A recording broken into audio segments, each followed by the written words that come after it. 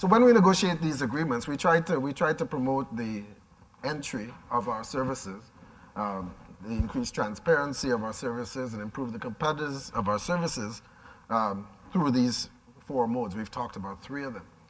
In these international agreements, this one has been the mode that has been, let's say, the most liberalized. It's the one also that it's kind of hard. It's the hardest to track. It's the hardest to regulate. So the reality is that most countries are fairly open with respect to this way of trading your service.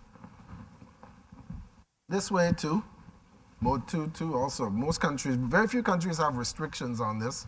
A lot of the restrictions that used to be in place related more to, say, the transmittal of, well, let's say, the restrictions that remain relate, let's say, an area like insurance, insurance services.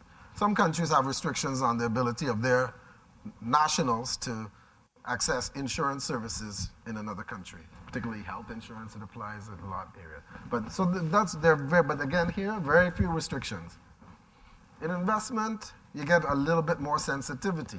Member countries, especially in the Caribbean, tend to want to be, to maintain, quote unquote, their policy space regarding investment. Right now, CARICOM is negotiating an agreement with Canada, as you may know, and there we're having the situation where a number of CARICOM countries stating absolutely they want Canadian investment. They're small, they need the investment in order to move into new industries and new sectors, and of course employment, all the benefits of investment.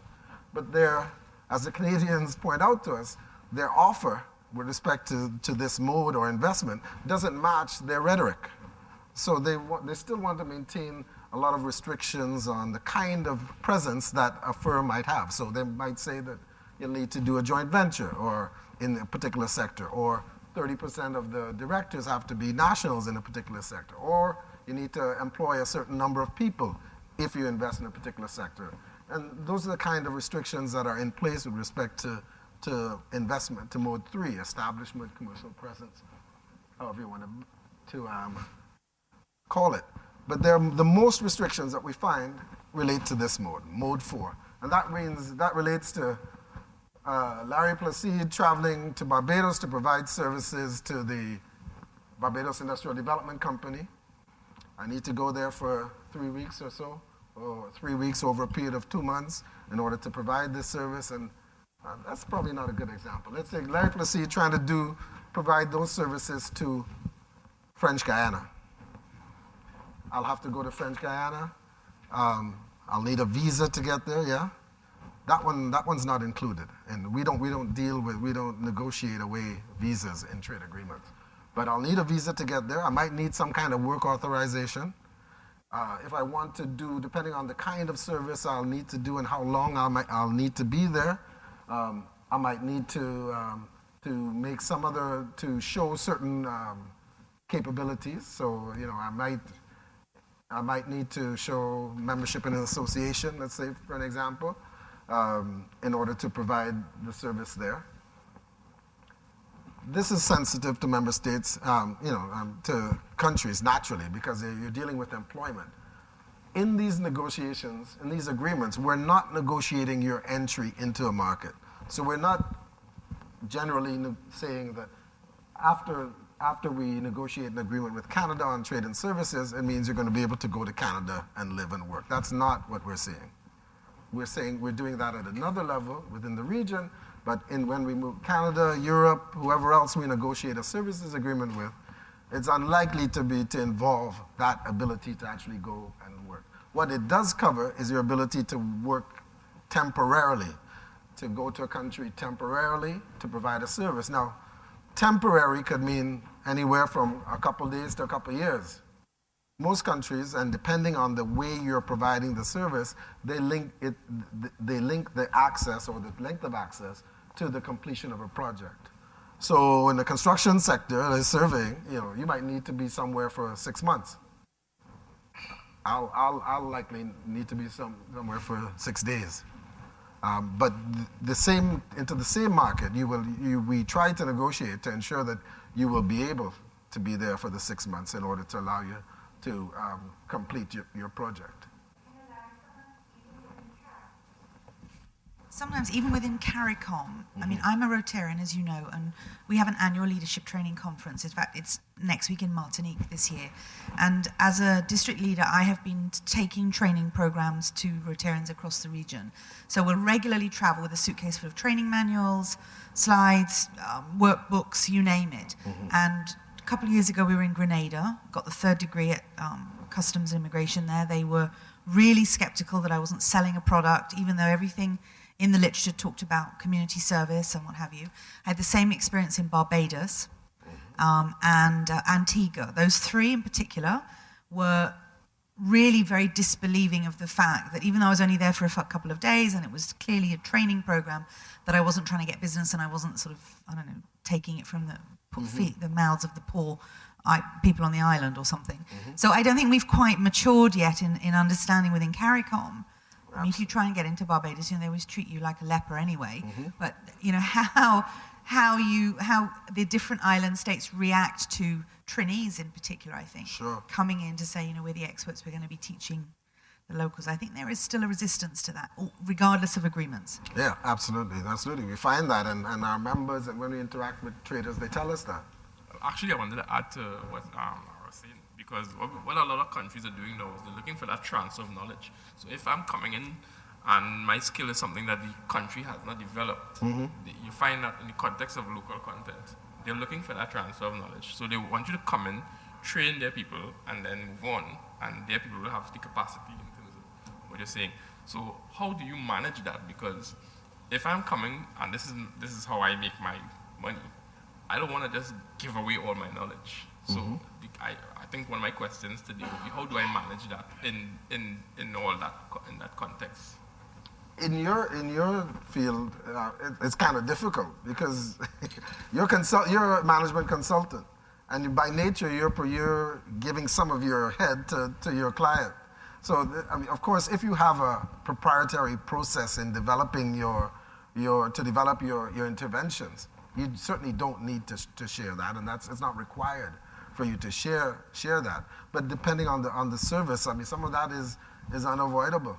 I'm sure you've found sometimes you're working for a client and they're expecting you to tell them what they want. So therefore, they'll want to take whatever you can give them. Now, in the agreements, going back to the subject matter, in the agreements with respect to Mode 3, countries generally, especially developing countries, say they would like to place requirements on the incoming investor to transfer certain technology. CARICOM says that all the time in our negotiations. And in fact, you'll find in some of our commitments, both in the EPA and upcoming in the Canada negotiations, that there is a number of sectors where various CARICOM states have told an investor that technology transfer is required. Now, how do you police that? You do as for example, Trinidad and Tobago did a few years ago with respect to some foreign investors, requiring certain training programs.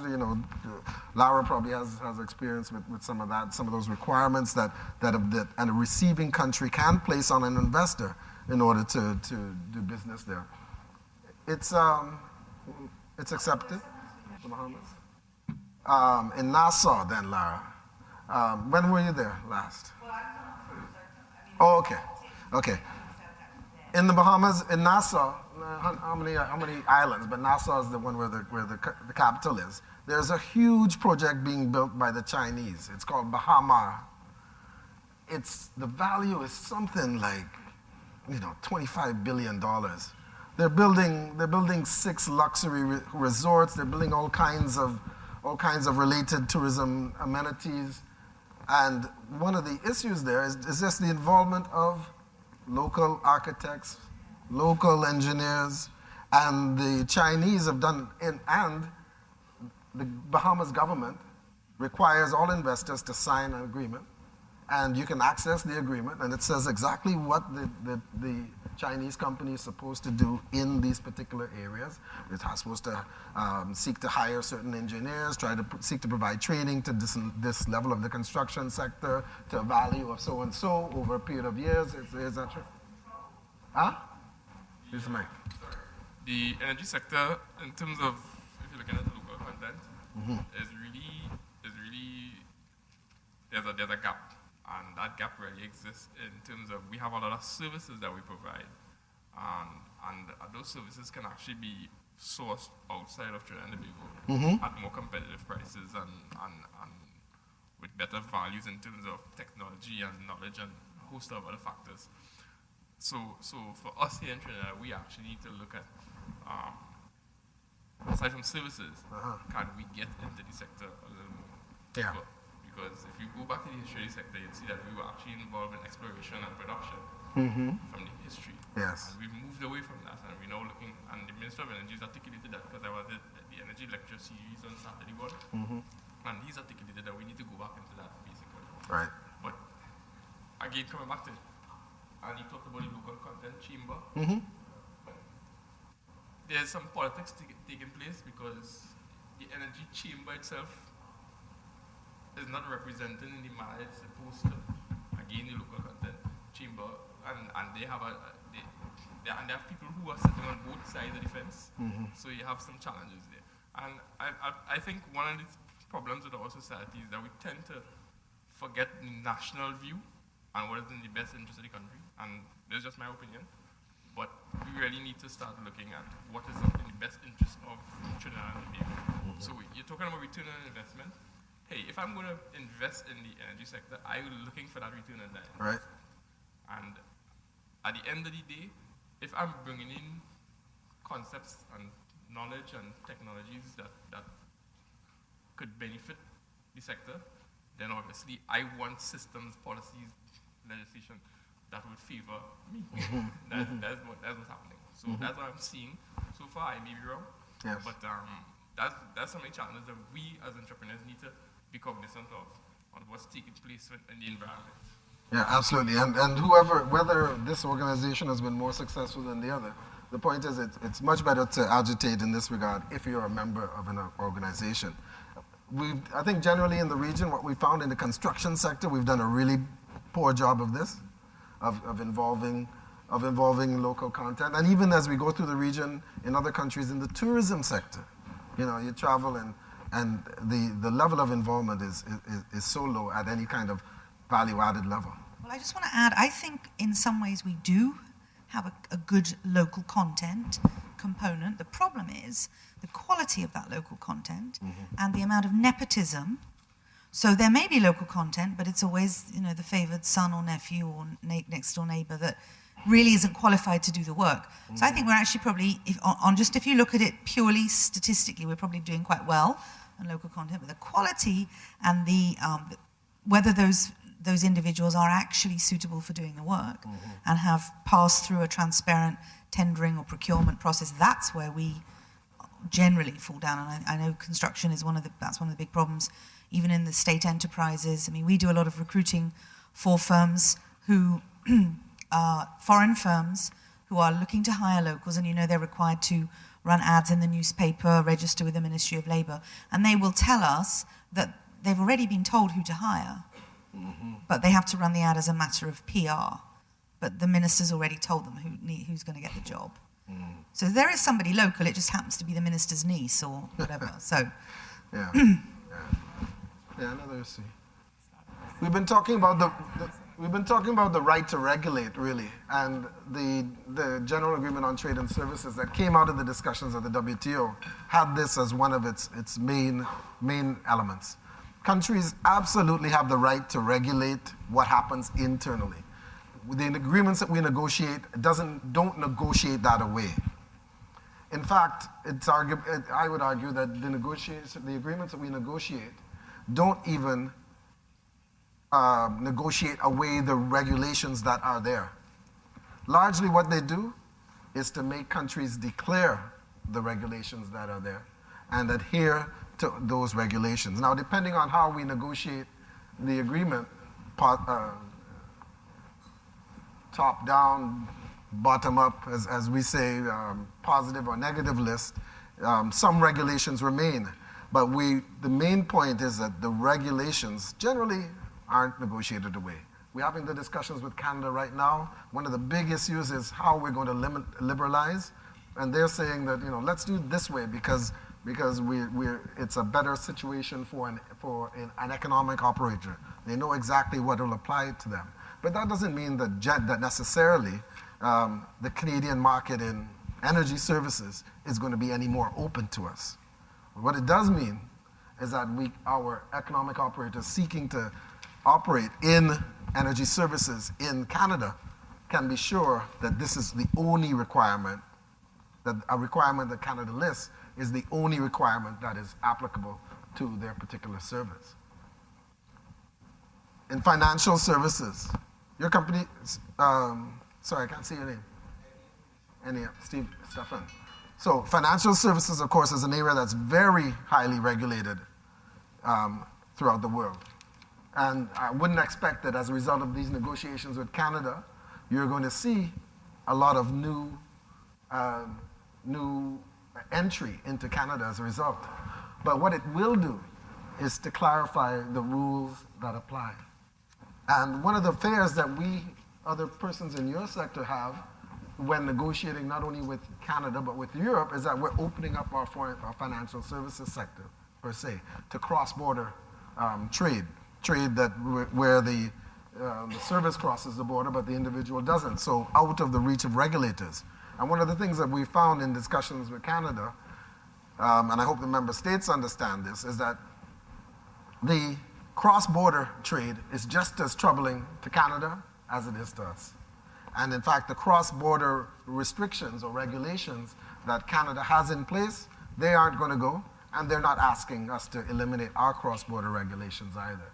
So countries have a right to regulate, but the GATT says that you've got to do so in a non-discriminatory manner, in a manner that is in keeping with the objective that you seek to maintain.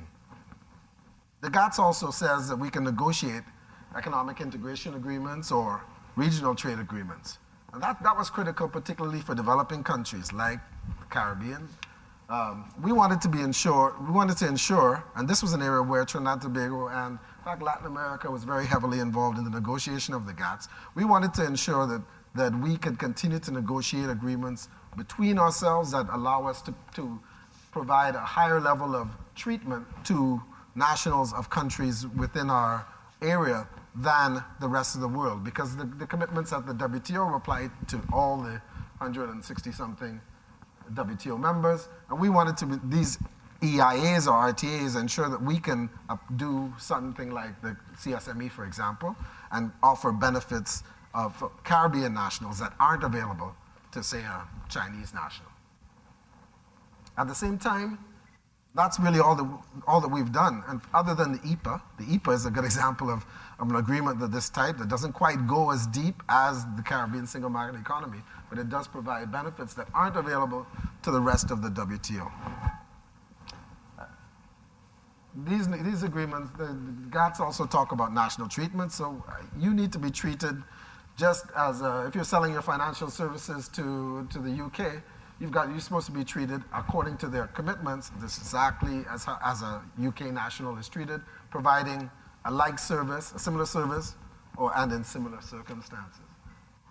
And most favored nation means, as I've indicated, that you're treated just as well as any other member of the World Trade Organization. Now, in other negotiations, in our EIAs, in our Economic Integration Agreement or Regional Trade Agreement with Europe, the EPA, we do have a MFN clause there. And that says, for example, that if the Europeans,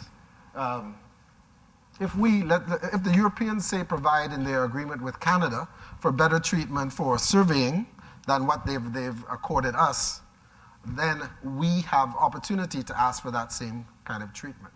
And vice versa, CARICOM, if we sign an agreement with certain country accounting for, I think, more than 5% of trade, of global trade, we also have to accord that same benefit to to Europe. So if in our negotiation with Canada we provide a benefit in management consulting that we haven't accorded to Europe, Europe will have the opportunity to ask us to provide that same treatment. It's not automatic. Some people think it's automatic. It's not automatic if they don't ask for it, or if we're not vigilant in asking for it for our service providers, then we won't get access to it. One of the key elements of the GATS is this idea of progressive liberalization. From a developing country standpoint, it was clear that we cannot take the same level of commitment as the United States or Europe, etc. So we wanted to ensure that we would not be expected to do so at the beginning of the negotiation, and that that through progressive rounds of negotiation, we can liberalize according to our timetable and in accordance with our national policy objectives. And there are numerous exemptions also. So not everything is covered in these agreements, and there are exemptions for balance of payments difficulty. So if a country gets in balance of payments difficulty, they might be able to take some action in financial services sector that they won't normally take, or they might be able to take it in another sector. One of the difficulties with that particular area in services agreements is where it ends. You know, you might take an action in construction that, because of the financing of it, impacts in the financial services as well. So it's in actual fact, it's a difficult element to implement, but it's there. And there are other exemptions as well in these trade agreements. And generally, in all the negotiations that we as Trinidad and Tobago have undertaken, these are 5 elements of the GATS that we have taken through to the other negotiations. At the WTO, we're negotiating all sectors. And in our agreements with Europe and Canada, in principle, we're supposed to include all sectors. So the agreement says that you can't, a priori, you can't at the beginning exclude a particular sector. Now that doesn't mean you have to include everything. You can, because of in your list of specific commitments, you can indicate in our way of liberalizing the specific services that you want to include. But at the beginning, you cannot say that this agreement does not apply to financial services. Now, having said that, I think Stacey or Ryan could find an agreement where it says that certain areas are excluded. Certainly, services in the exercise of governmental authority are excluded. So, let's say an Inland Revenue Service, you don't need to include that. But a priori, any sector that is traded competitively should be included. You specify your limitations. So we talked about joint venture requirement. That's one specific limitation. If you're entering this in architectural services in St. Kitts and Nevis, you need to do so on the basis of a joint venture. Or in Jamaica actually has this in the EPA.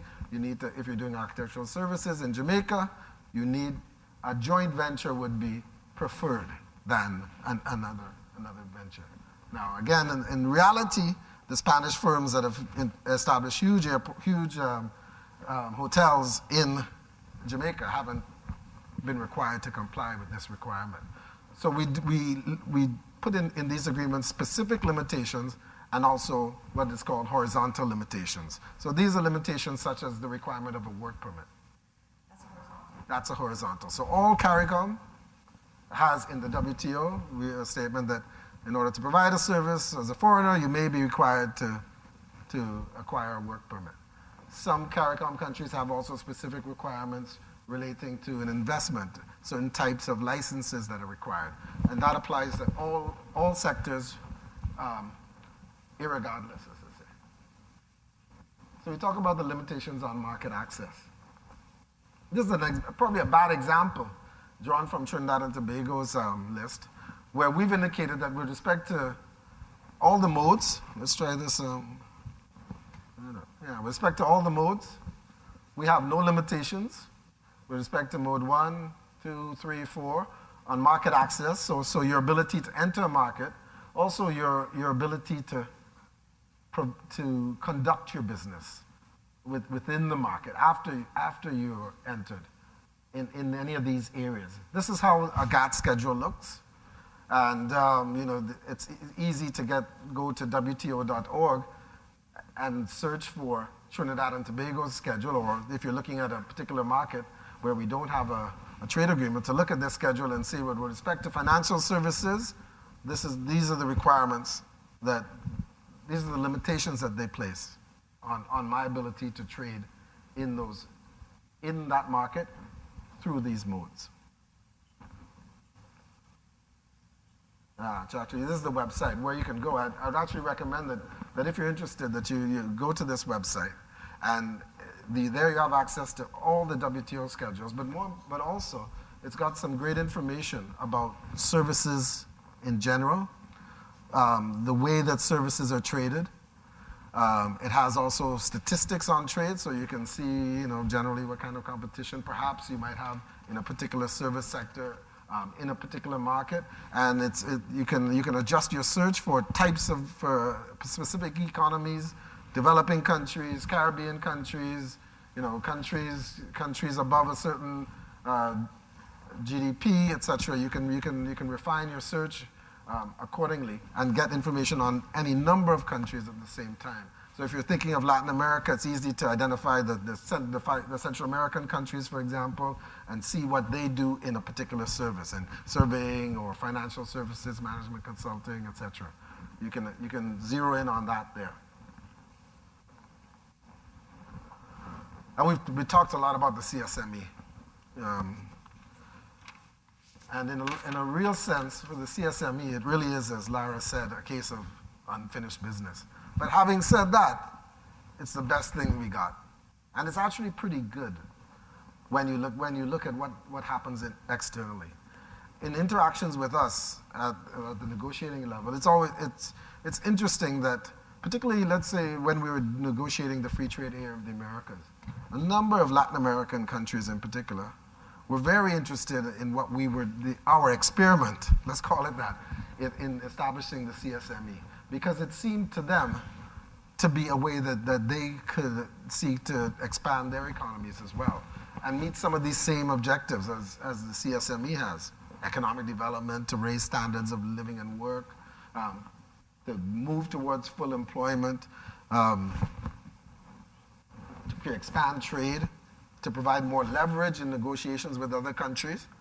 It seemed to make sense to them, and also to organize for better production. So, the CSME is supposed to provide the opportunity for you, as a surveyor, to link with other surveyors in Jamaica or Guyana or wherever, in order to do business not only within those countries, but outside. And at the services level, that's the kind of thing that the framers of the CSME were trying to achieve. Yeah. While I think of it, and I don't know if Export TT are able to help with this, but one of the challenges we face when we are trying to export or trade outside of Trinidad is access to US cash, US dollars. Yeah. The banks, everybody's got massive profits, massive liquidity, and yet if you as a regular trader go in and try and withdraw US dollars from the bank, that's your money in your own US account, they won't give you the cash. They don't have the cash, the liquidity. So I don't know whether Export TT through the government or something can be done to help, convince the banks. We have to have access to US cash. That's whether the CSME ends up with a Caribbean currency or not, we all trade in US dollars. And when you go to the bank and you can't get your own US money out of your own US account in a country that's floating in money, something is fundamentally wrong and broken. And I don't know whether Export TT can help with that, but it's a real pain in the proverbial. I know that from the good side that they have, a number of companies have expressed that concern, and it's something that we have discussed informally with banks, but it's not something that it's not really under our mandate or purview, but we have had discussions with some.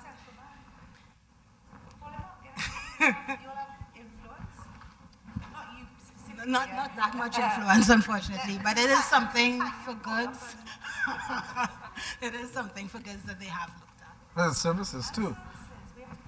Yeah, Stacy and Ryan, talk about this is important. What's the chamber been doing with respect to this foreign exchange availability issue?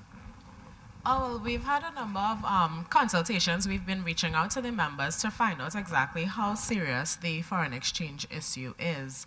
A number of companies have told us that they are having significant problems, but then when we approach the banks or the other institutions, they are telling us that it's not an issue. So it's really a he say, she say kind of battle that, we're caught in the middle of. So,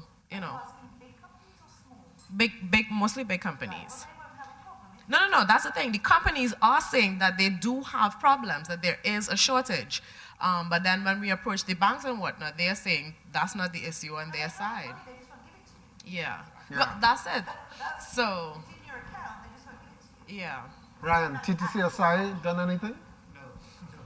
No. Bankers Association, remember?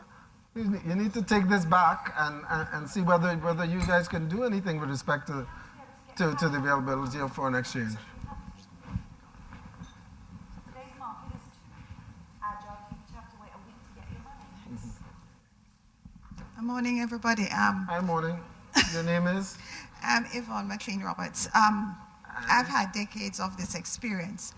Basically, what is required, and this is what happens, like in countries in Jamaica, you have a booking system.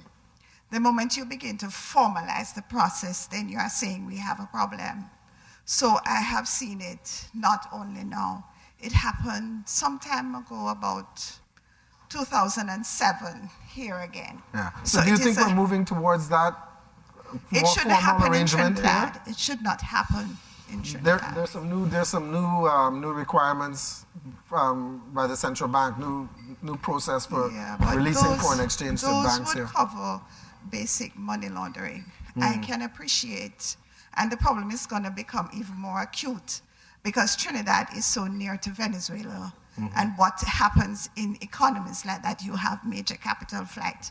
So I am aware of informal trading, significant informal trading that is taking place, perhaps because I live and work almost in Port of Spain. Right. But just general observation.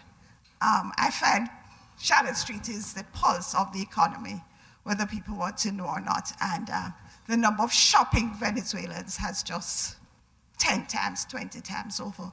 So I think it is a self-protecting mechanism in terms of, I still don't think it's tight enough. So until it really becomes acute, I don't think we're even measuring how much money left like yesterday with just that sort of informal trading. I just want to, I don't disagree with you entirely, but I just want to challenge, I accept that there have to be barriers and measures in place to prevent money laundering and so on. In fact, I understand the statement of income declaration that one has to make. Now, I had a recent experience, we bank with First Citizens, and I had a recent experience where money in our US account, I was selling to buy TT dollars to pay salaries. It's about 50,000 US, so it's not a huge sum. And I had to tell them what I was buying with the money. I got a phone call to say, and we banked with them for 17 years, what are you buying with this money? This is my money that I've earned that I'm now using for a purchase. And I told the lady over the phone, I'm purchasing a nuclear warhead. And I could hear her starting to, she went, NU, and then she caught herself and realized what I'd done. And I said, what am I going to tell you? I'm buying cocaine, I'm buying weapons. You know what it is, we've been doing it for years. And I understand they have protocols. My problem is, it takes so flipping long. If I have a business deal today, I cannot wait a week to get the money. So by all means have your measures, but you have to be online. Banks closing at 3 o'clock in the afternoon is madness. Banks should be open from 8 a.m. to 8 p.m. to facilitate business. You have workers on shifts, weekends open. I mean, it is madness that you have to queue up and try and get the bank at 2 o'clock when you're in a 24/7 global economy. The banks have not evolved at all. I quite agree with you. To keep up with what we need. And I mean, that's why we are now and also leaving them in droves. In terms of like major foreign exchange earners, and this is something that persons who members pay their fees to lobby for them, they need to really bring it to their attention. Where, as you say, if it's a question then that we don't want it to go out, perhaps we could tell the chamber 6 weeks from now, I need to pull down 8 million, 10 million. And so, yeah. Well, it would have to go into, realistically, go into some sort of a queuing system, because literally now, if the bank opens at 8 and you don't ask for what you want by 9 o'clock, that's it for today. Well, that's it, yeah. Yeah, one of my partners needed to transfer $3,000. And he had to wait 24 hours to do it, to make a payment to a partner. Well, I sympathize. I understand the frustrations, the financial. I wanted to focus on one area that's a developing industry in this economy, and that is the Act 20 of 2009. Well, originally 2000 and amended, but it's the Act 20 of 2009, which is the Homes for Older Persons Act. Homes for Older Persons. In here, and we've had, well, I had the good fortune of participating with some of the parliamentary debate and the symposiums to tweak the regulations and to apply standards to this, would be now where the elder abuse laws are nested within the Homes for Older Persons Act, but it sets the standards for the requirements for nursing homes and so forth. Okay. And it comes back to my own experience where I want to bring my mother to stay in Trinidad, during this harsh winter. Yes. I wanted to bring her here, not necessarily with a nursing home, but she may need nursing care. Sure. We have everything from assisted living to actual skilled care facilities. And some of the challenges that I'm seeing, as I was retired as a nursing home inspector, so I had some background in this. And one of the challenges that I'm dealing with here is that your medical information cannot leave Trinidad and Tobago shores, borders. There's certainly more detail that I need to gather from this, but as we were going through this symposium, I said, well, we need to be able to, how do we, as a matter of emergency procedures, to secure people's medical information. Are there factors impacting on receipt of medical information from say, persons who are in the States who will come down here to? All that is a challenge. One of the things to say, well, okay, my solution to that, what do we do with people's records if the place is burning and that sort of thing? So, well, okay, you want to store the records, say, on PDF, electronically on a drive, and even so if you wanted to put it in the cloud. But the medical information cannot leave these shores. They're illegal. Yeah. So that now if I have someone who comes here for the winter and then has to go back, if I need to report their medical information to the provider in the other jurisdiction, now it has, it's illegal. Yeah. So, and even from my own experience, I had an accident where I was in an accident. I was in a maxi taxi. Somebody crashed into us, a little whiplash. And when I needed my own medical records, I had to pay the physician $350 to get that information. I said, well, I paid for my hospital visit and everything else, and it's actually costing me more money to pay the physician to get that record. Right. So that, this being a barrier to what could be truly a real windfall, because with the Affordable Care Act in the United States, and I know that I personally had my own private health insurance, private long-term care policy that I have. Yes. That, I can take my health care wherever I choose. But then these insurance companies are not going to pay unless the integrity of the information to be provided to them for reimbursement is not there. So that as this is look at it as an emerging industry, it would be really great to have like brand Trinidad, for healthcare. Yeah. People, lovely place to go and to take your family, and you have well-trained staff and all that. And this is, some years down the road. But that's one real potential market because of the we have here with the weather. That would be certainly a great opportunity. But we're looking at some of these barriers. Why this need to control medical information to that extent is a challenge. Yeah, that example you could have used for any number of other services, and it highlights some of the difficulties in trying not only to trade services but also to engage in something like the CSME, because what you've explained is exactly what some of the members of CARICOM Secretariat say when we complain about the unfinished business of the CSME. They say it's not just we have this in place, but certain laws have to be changed in order to facilitate that. That has to be done at member state level, and without the national action, what we have done regionally will have no impact. And that is in fact a nub of one of the difficulties in implementing the Caribbean single market and economy.